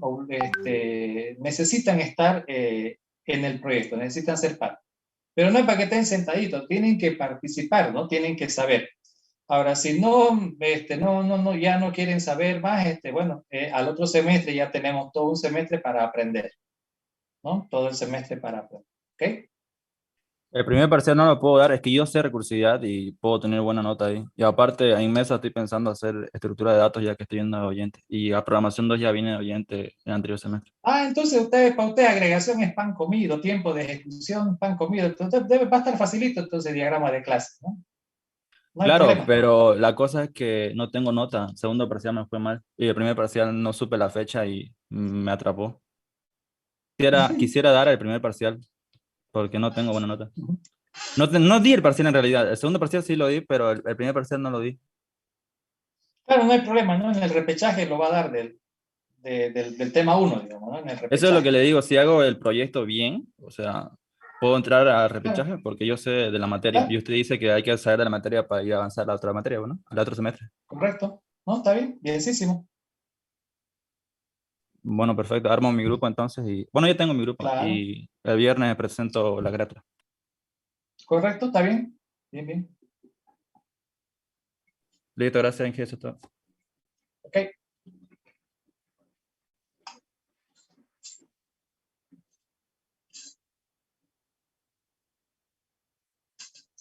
Bueno, ya sabemos entonces lo que hay que hacer. Nos vemos hasta la próxima semana y el viernes el sábado en realidad voy a revisar porque el viernes tienen hasta la medianoche para entregar la carátula.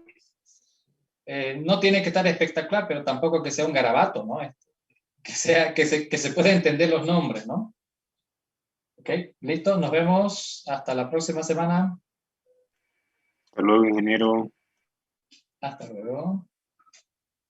Bye, bye.